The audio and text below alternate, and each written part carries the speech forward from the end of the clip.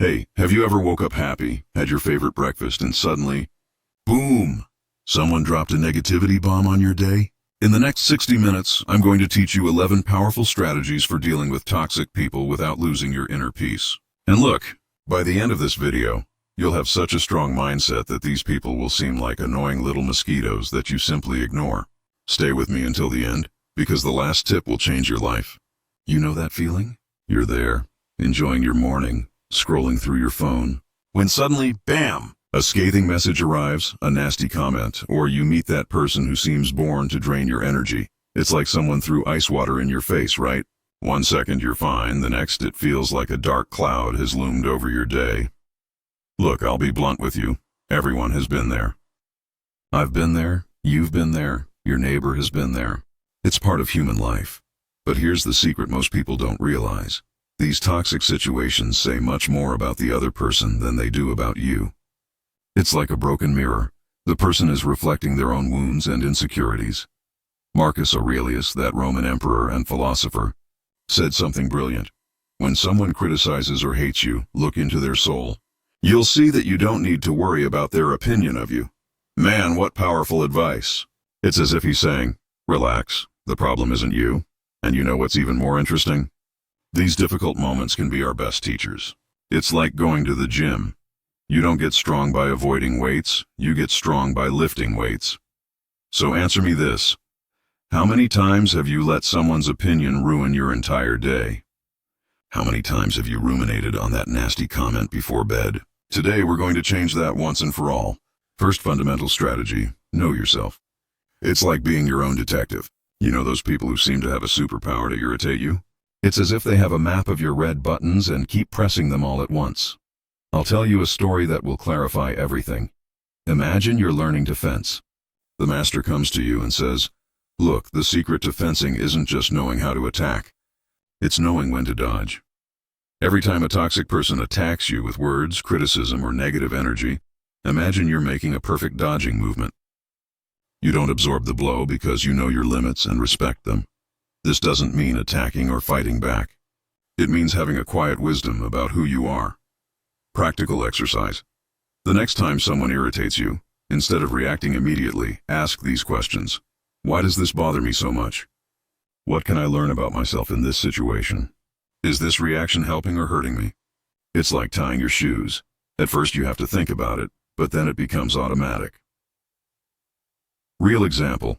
I knew a guy who every time his boss criticized him, would be grumpy for a week. When he started asking himself, why does this affect me so much?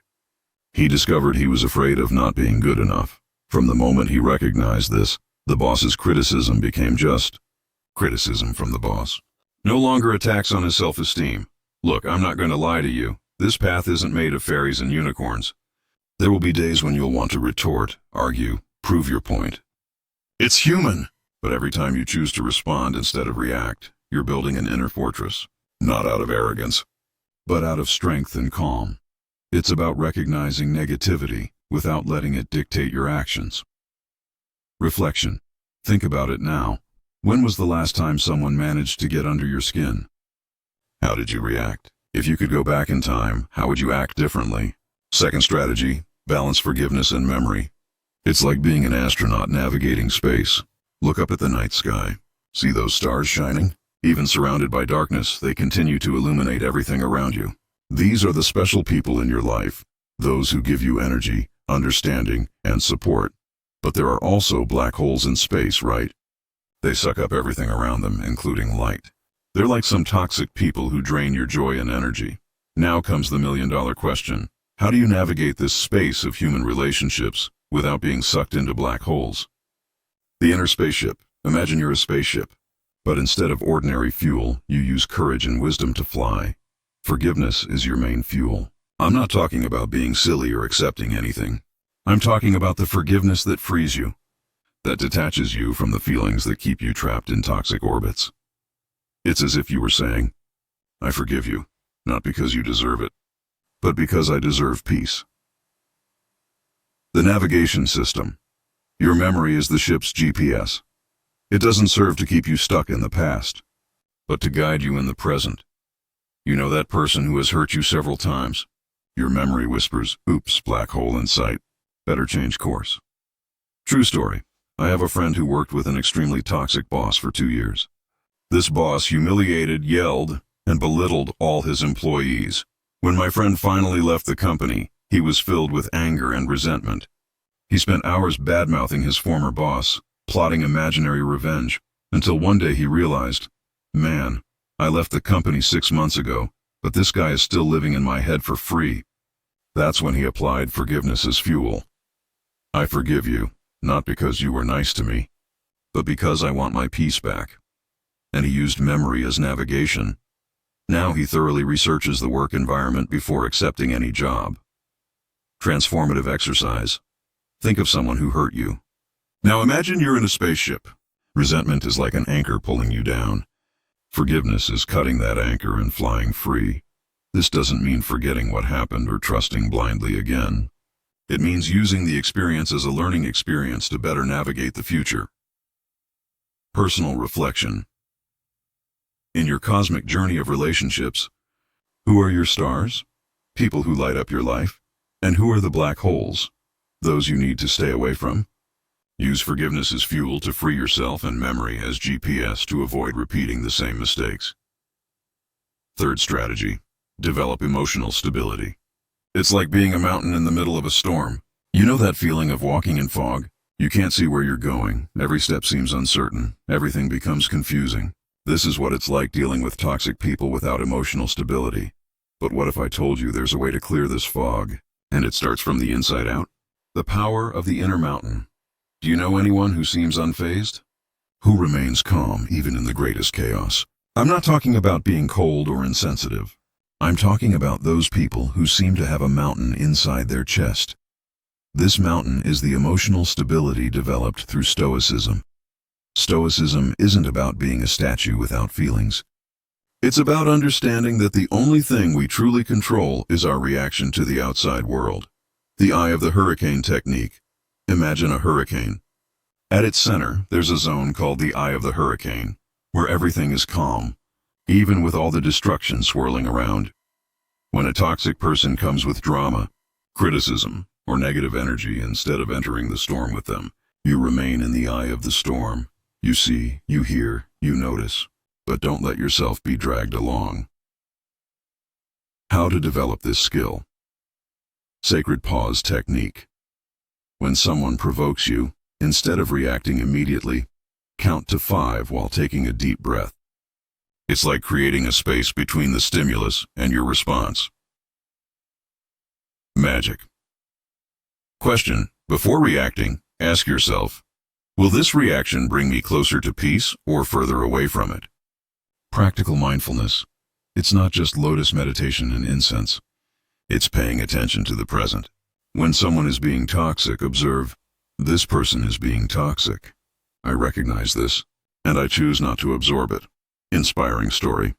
I knew a teacher who dealt with extremely difficult parents at school.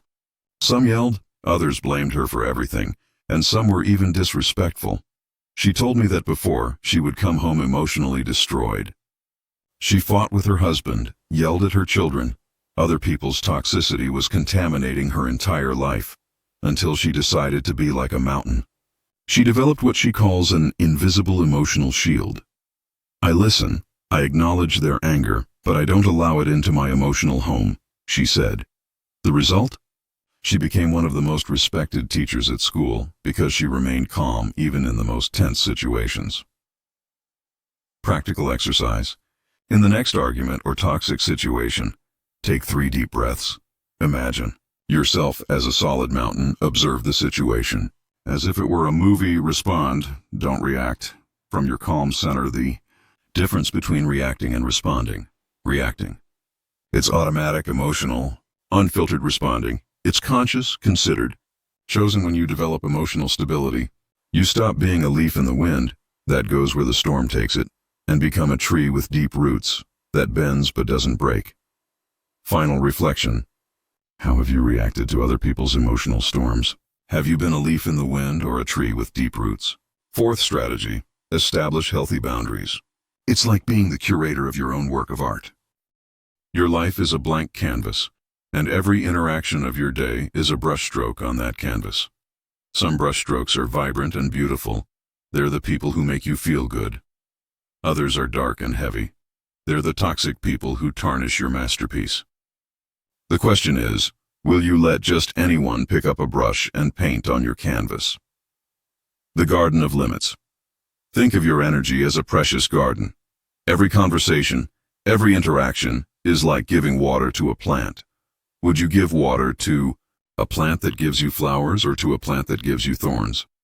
Setting limits isn't about being mean or selfish. It's about choosing where to invest your time and energy wisely. Types of limits. Time limits. Look, I can talk to you for 15 minutes, then I have to go. Subject limits. I'd rather not talk about that person's situation. Emotional boundaries. I can tell this conversation is making me uncomfortable. Let's change the subject. Physical boundaries. When someone invades your personal space, you can literally take a step back. Calm communication of boundaries. No need to yell, no need to be rude. It's like a traffic cop, firm but polite. Instead of, "You're so negative, leave me alone," say, "I'm trying to maintain a positive energy today. How about we talk about something else?"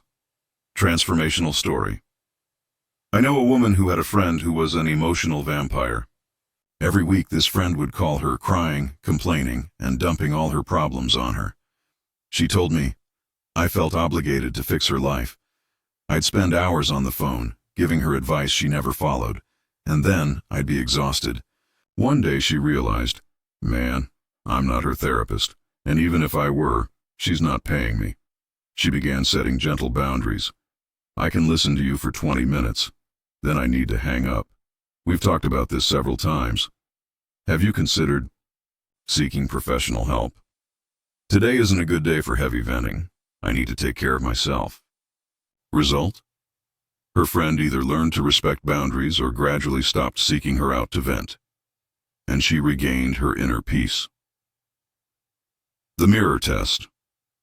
Before accepting an invitation or a conversation, ask yourself, after this interaction, will I feel energized or drained? If the answer is drained, it's a clear sign that boundaries are needed. Boundaries are not walls. There's a big difference between setting healthy boundaries and building isolating walls. Boundaries are like garden fences. They protect what's valuable while still allowing beauty to be shared. Walls are like prisons. They completely isolate. Practical exercise. List 3 people who tend to drain your energy. For each, identify what type of boundary would be helpful. Practice gentle but firm phrases to communicate these boundaries. Ready-made phrases for setting boundaries. I understand your situation, but I can't help with that today. Let's agree to disagree on this issue. I need some time to process what you said. I don't feel comfortable discussing this.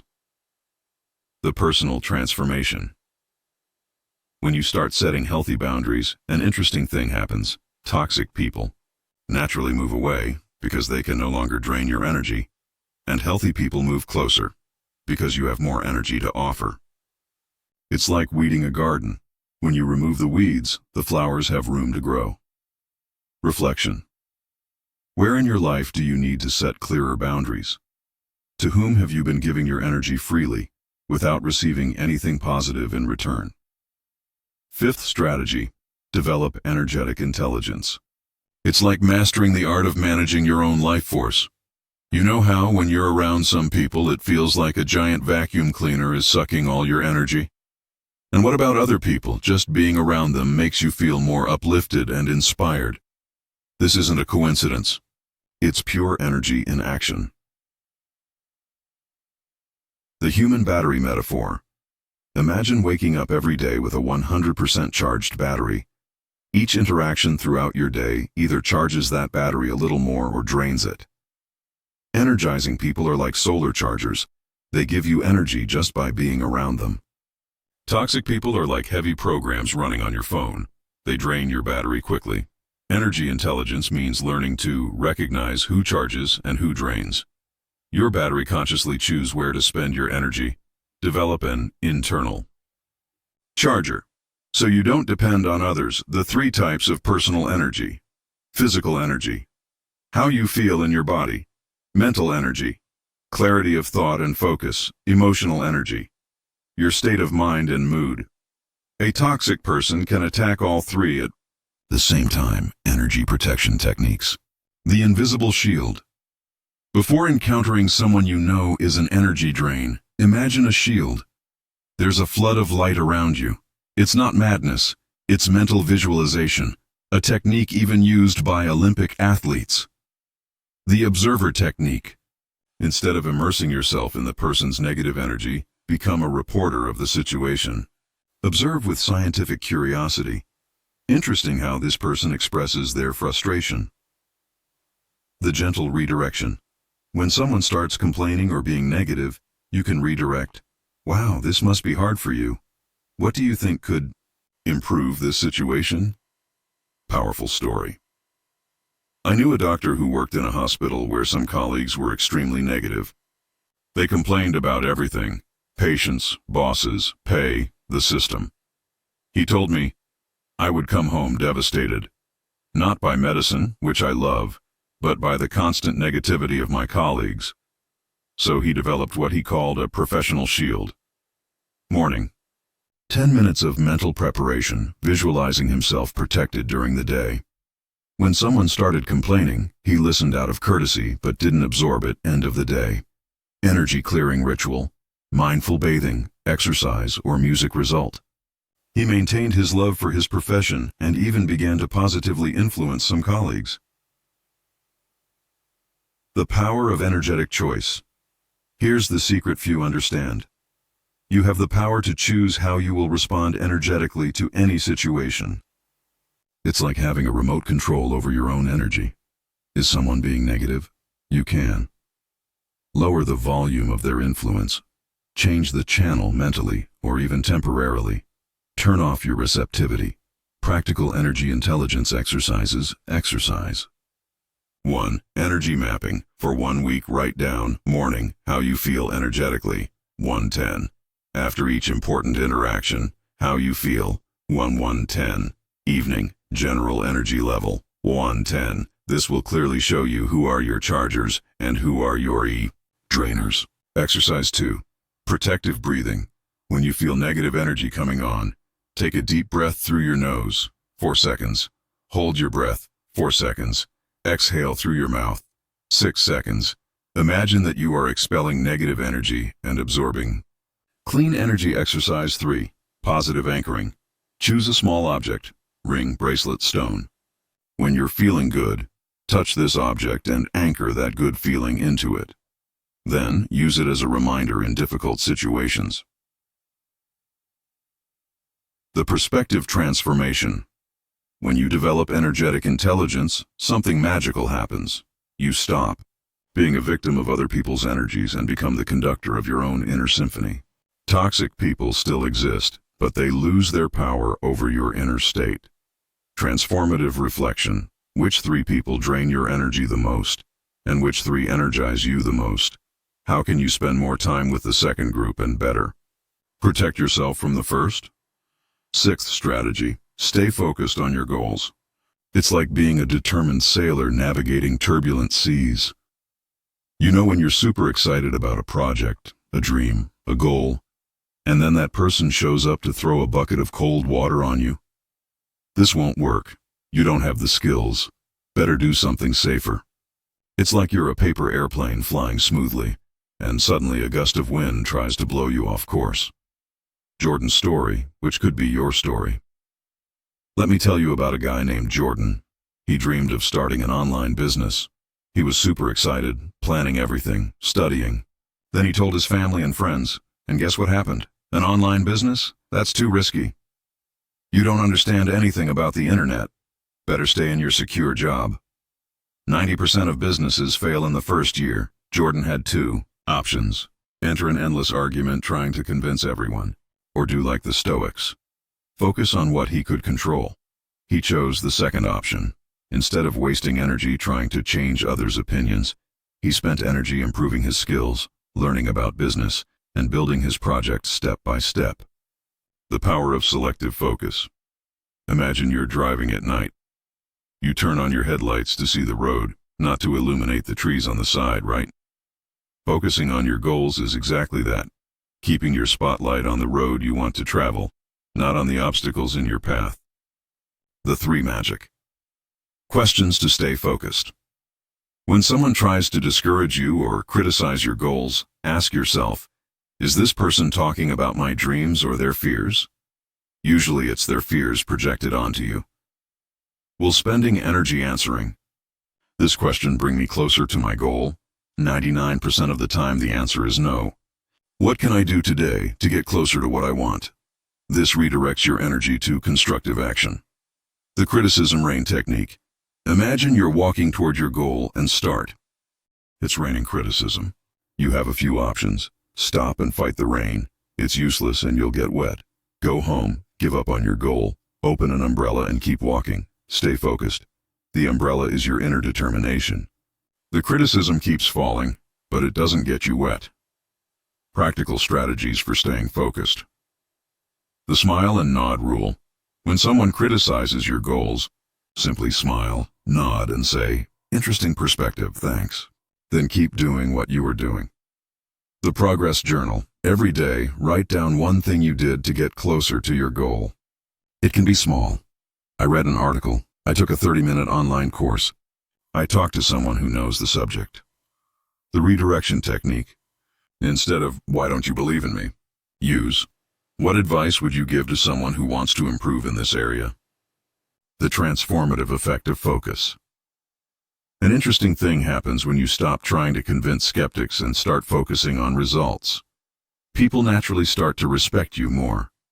Jordan, from the previous example, didn't fight with anyone. He simply worked on his project consistently. 6 months later, when his business was doing well, the same people who criticized him started asking for advice. Inspiring true story. I have a friend who decided to become a writer at 35. Her whole family told her it was a childhood dream, that it didn't make any money, that she was too old to start. Instead of wasting energy proving them wrong, she spent her energy writing. Every day, an hour before work, she wrote. 2 years later, she published her first book. Today, 5 years later, she makes a living from writing and is a leader in her field. The secret? She turned every criticism into fuel to work harder. Transformative exercise. Write your main goal on a piece of paper. List the 3 biggest criticisms you've heard about this goal. For each criticism, write a concrete action you can take to prove otherwise. Focus on actions. Ignore criticism. The modern Stoic mindset. The ancient Stoics already knew, you don't control what others think or say, but you do completely control where you put your energy and attention. Every minute you spend trying to convince a skeptic is a minute you didn't spend building your dream. Final reflection. What goal are you pursuing that some people don't believe in? How can you redirect the energy of discussions into constructive actions? Remember, in the end, results speak louder than arguments. 7th strategy. Seek support intelligently. It's like having a council of wise men by your side. You know those people who seem to have a superpower to destabilize you? It's as if they were an emotional hurricane and you were spinning along with it, lost in the confusion. But here's a truth that many people don't realize. Seeking support isn't a sign of weakness. It's a sign of emotional intelligence. The candle in the dark metaphor. Imagine you're lost in a dark forest with only a small candle. You can see about 6 feet around, but the path is still unclear. Then you meet other people, each with their own candle. When you join the candles, the light becomes much brighter and the path becomes clear. This is exactly what happens when we share our difficulties with wise people. They don't fight our battles for us, but they illuminate paths we wouldn't be able to see alone. The types of support that really help. The experienced mentor. That person who has been through similar situations and can give you perspective. It's like having a human GPS who knows the terrain. The mirror friend. That person who listens to you without judgment and helps you see the situation from different angles. It's like having a mirror that shows not only your appearance, but also your behavior patterns. The growth partner. Someone who is on the same journey as you, facing similar challenges. You support each other and grow together. The wisdom of the connected Stoic. The ancient Stoics were not isolated hermits. Marcus Aurelius had his advisors. Seneca corresponded with wise friends. They knew that seeking outside perspective is part of wisdom. The difference is that they didn't seek support to complain or play the victim, but to gain clarity and inner strength. Transformative story. I knew a businessman who was going through a very difficult period. He had an extremely toxic partner who sabotaged decisions, created conflicts with employees, and even spread gossip about him in the market. He told me, I was going crazy. I woke up thinking about him. I went to sleep thinking about him. I was becoming a person I didn't recognize. That's when he sought out a mentor, a more experienced businessman who he'd been through similar situations. The mentor didn't say, do this, do that. Instead, he asked powerful questions. What is this situation teaching you about choosing partners? How can you get out of this situation while maintaining your integrity? What kind of leader do you want to be when this is over? These questions completely changed his perspective. He stopped being a victim of the situation and became a protagonist of the solution. How to seek support the right way. Be specific. Instead of, I'm having problems, say, I'm facing a situation with a toxic person at work and need perspective on how to deal with it without losing my inner peace. Seek people who have solved similar problems. There's no point in asking for advice about toxic relationships from someone who has never managed to resolve their own toxic relationships. Listen to learn, not to victimize yourself. Go with an open mind to solutions, not just to vent. The danger of toxic support. Beware. Not all support is healthy. There are people who thrive on drama and will encourage you to create more trouble. Toxic support. Wow, what a horrible person. You should fight back, get revenge. Healthy support. What a difficult situation. What do you think would be the wisest response here? Techniques for identifying quality support. The energy test. After talking with the person, do you feel more clear and focused on solutions? Healthy support. More angry and focused on the problem. Toxic support. The responsibility test. Does the person help you see your part in the situation and how to improve? Healthy support. Only how you are the victim and others are the villains. Toxic support. Practical exercises. Support network mapping. List 5 people you could seek out for different types of situations. Practical advice, emotional support, objective perspective, similar experiences, simply for healthy venting. The right question. When seeking support, always start with, I need an outside perspective on a situation. Can you help me see some angles I might not be seeing? Voice the advice journal. When you receive valuable advice, write it down. Our memories are flawed, and sometimes we forget the very insights we most need to remember. Transformation through collective support. A beautiful thing happens when you find your tribe of wise people. You not only receive support, but you also learn to give quality support to others.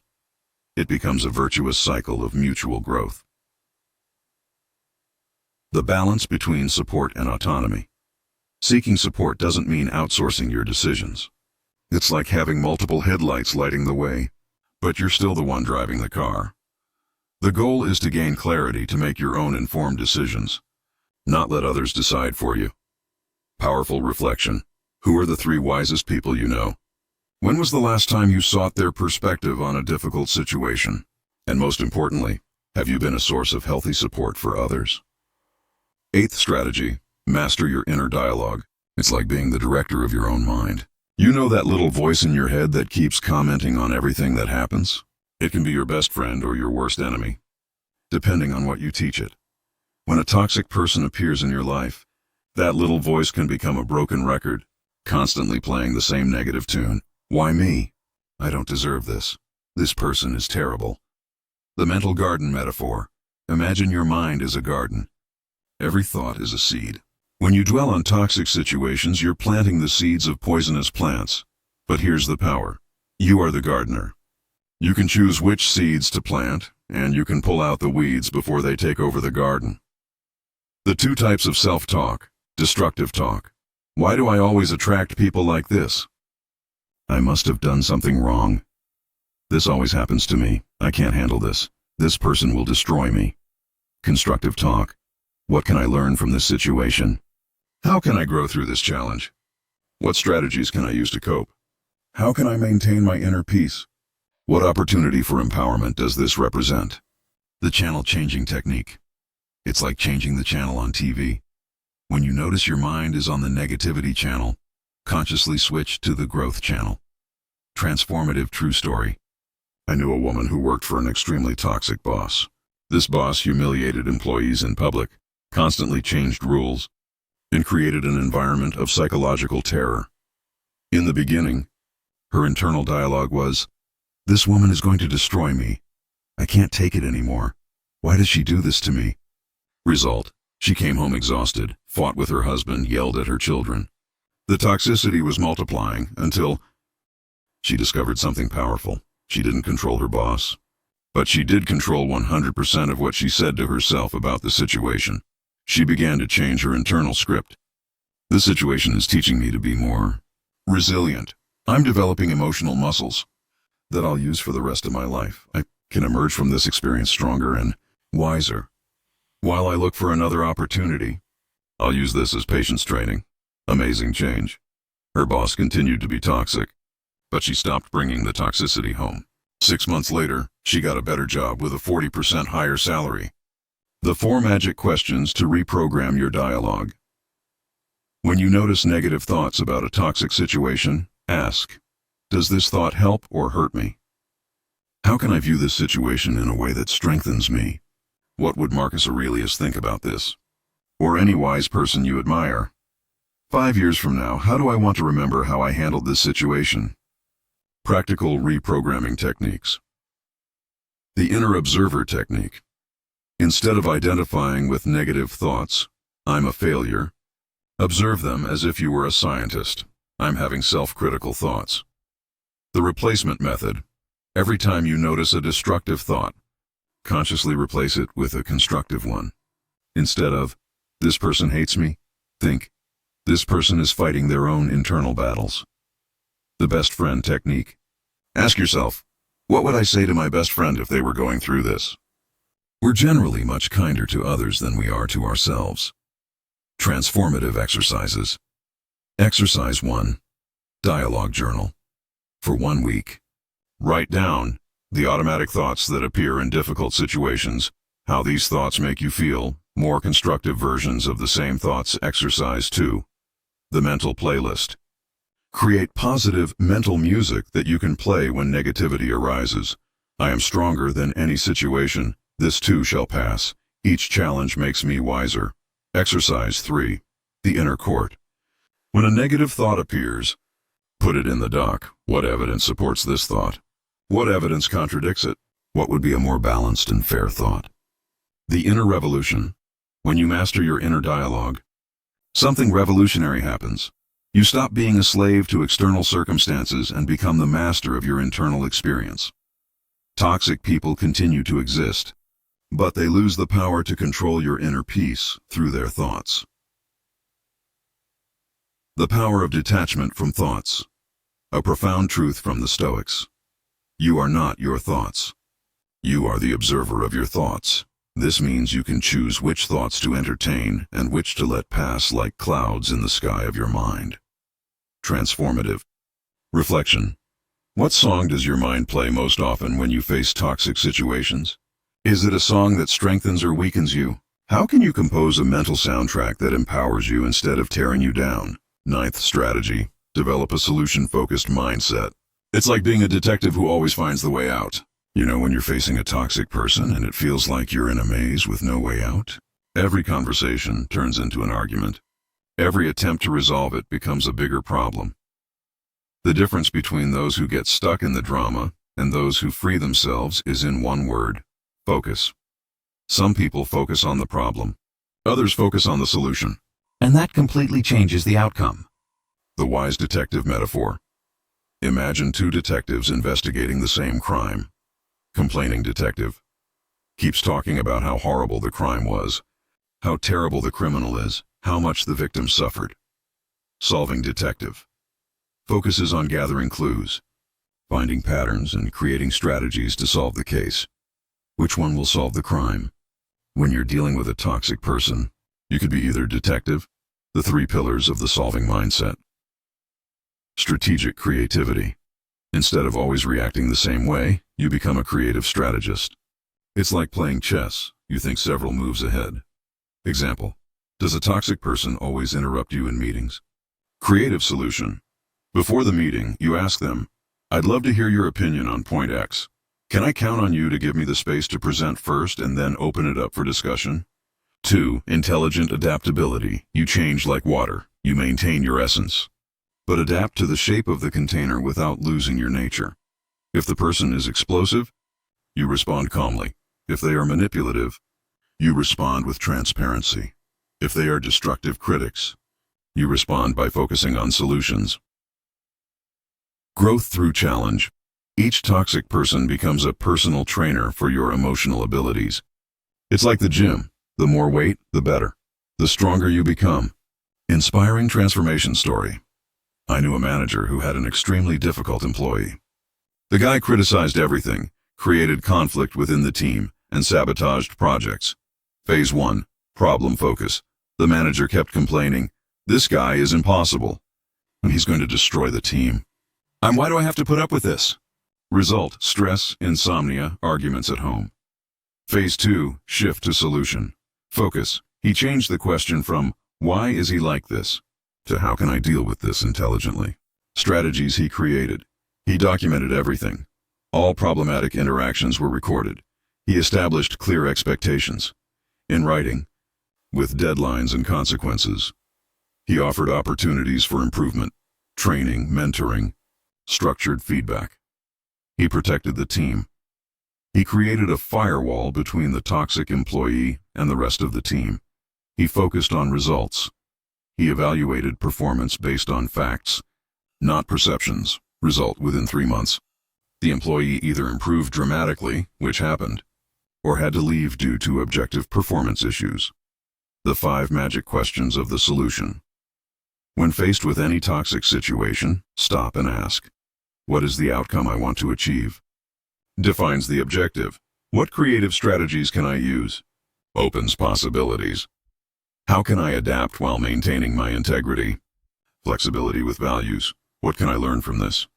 Personal growth. How can I turn this to my advantage? Opportunity mindset. Practical solution techniques. The redirection technique.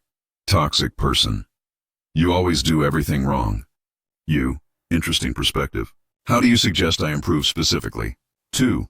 The positive mirror method. Instead of reacting to negativity, reflect constructive energy. I can see you're frustrated. Let's focus on how to solve this together. 3. The prior agreement strategy. Before potentially toxic situations, establish rules of the game. For our conversation to be productive, how about we focus on solutions instead of assigning blame? Transformative exercises. Exercise 1. Solutions Lab. Think of a toxic person in your life. List 3 problematic patterns they have. For each pattern, create 3 possible coping strategies. Test 1 strategy per week and evaluate results. Exercise 2. Adaptability. Journal. Every day. Write down, challenging situation I faced. How I adapted my response. What result I obtained. What I learned. The mental transformation. When you develop a solution-focused mindset, a profound shift occurs. You stop feeling like a victim of toxic people and start feeling empowered to deal with any situation. It's like escaping a dead-end maze and gaining the ability to fly over it. The power of the Stoic perspective. The Stoics already knew, it's not what happens to you, it's how you respond to what happens. And a solution-focused response always generates better results than a problem-focused response. Final reflection. What toxic situation in your life have you been focusing on the problem instead of the solution? What question can you ask yourself today to shift your focus and find a creative way out? 10th strategy. The art of avoiding unnecessary arguments. It's like mastering your battles. There's a saying, don't wrestle pigs in the mud. You'll both get dirty, but only the pig will like it. When you get into an argument with toxic people, that's usually exactly what happens. You get emotionally dirty, and they love it. The wisdom of strategic silence. Sometimes the most powerful response you can give is no response at all. Silence can be louder than any shout, more impactful than any argument, wiser than any explanation. The battle is worth it. Test. Before entering any argument, ask yourself, is this person truly open to changing their mind? Will this discussion lead to any positive outcome? Is it worth expending my energy and inner peace on? Most of the time, the answer is no. The 3 non-engagement strategies. The interesting technique. Toxic person. You always do everything wrong. You. Interesting. And change the subject or walk away. The superficial agreement method. You might be right. It doesn't mean you agree. It means you don't want to waste energy arguing. The redirection strategy. I see your point. Let's focus on resolving this practically. Remember, you don't have to win every battle. Sometimes the greatest victory is not to fight. 11th and final strategy, recognize falsehood and feigned cordiality. It's like developing an internal lie detector. Not all toxicity comes with a name tag. Sometimes it comes disguised as kindness, concern, or friendship. Warning signs, a smile that doesn't reach the eyes, compliments that sound forced, kindness that changes depending on what. M is nearby people who talk nicely to your face and meanly behind your back. The consistent observation technique. Pay attention not to what people say, but to the pattern of how they act over time. Final reflection, trust your intuition. If something seems fake, it probably is. Your gut is your best detector of falsehood. We've reached the end of this 60-minute journey, and you now have 11 powerful strategies for dealing with toxic people without losing your inner peace. Remember what I promised at the beginning? That by the end of this video you would have such a strong mindset that toxic people would seem like annoying little mosquitoes you simply ignore? Now you have the tools, but tools only work if you use them. Your next step. Choose one strategy that caught your attention the most and put it into practice this week. Then come back and implement another. If this content transformed your perspective, leave a like, share it with those who need it, and subscribe to the channel.